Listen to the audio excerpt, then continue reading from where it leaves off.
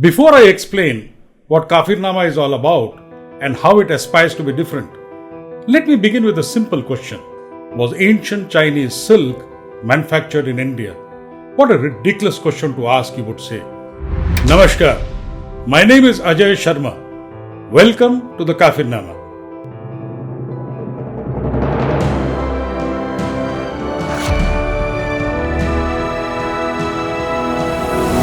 The whole world knows and accepts that China was the originator of silk production.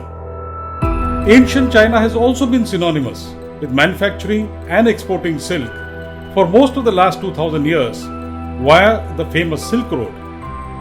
But what if recent scientific research were to conclusively prove that what I just said is true? That pieces of ancient silk found on the Silk Road were actually made in India and not in China. If that shocks you, well, just hold on. There are hundreds of pieces of such evidence and such findings from credible expert sources from across the world that present an entirely different picture to what we know of India's 5,000-year-old economic history. Why then are such research findings not being discussed in India today? Well, in part, it could be due to the fact that these research findings lie buried deep under linear agenda-based narratives, and those who propagate such narratives are just not interested in discovering or uncovering contradictory findings to their narratives. And it could also be in part that most of us rely on ancient Indian sources or off-quoted sources from either Greek or Roman history. But what if I have to add one other scientific finding at this point that illustrates how incomplete such efforts are? A recently concluded research study on certain aspects of Alexander the Great's invasion of the mighty Persian Empire sometime around 300 BC yielded an incidental discovery, and a very shocking one.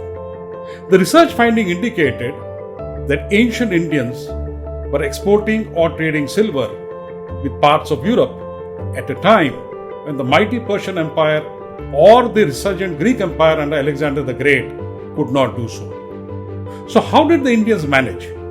Was it trade via the land route? In which case, some of the silver that found its way to India would have also landed up in the hands of the Greeks who were en route, or with the Persians who were sitting at the doorsteps of ancient Bharat. Well, it did not. So what is trade via the sea route? If that is so, the oft-repeated narrative of Roman sailors discovering the monsoon winds and then landing up at the shores of India and then economically connecting India to the rest of the world falls flat on its face. So was it the land route or the sea route? We will discuss all that in our subsequent episodes. But what is important to note here is that this research and its findings are a part of Persian and Greek history, because the scientists who conducted it were very much interested in Persian and Greek history. But it's not a part of Indian history, which is where it should rightfully be. Don't you agree? And here is where Kafirnama aspires to be different. We will travel across the world to dig out latest scientific research, archaeological studies, and historical evidence that currently does not form a part of Indian discussions, but can help us reconstruct and restate India's 5,000-year-old economic history like never before. Along the way in our forensic journey, we will also recreate and try to understand the factors that led to India's economic dominance for most of these 5,000 years. We will also try to understand what India's traditional economic structure was and the relevance that it holds for Indian and global policymakers in the really uncertain economic scenarios of today.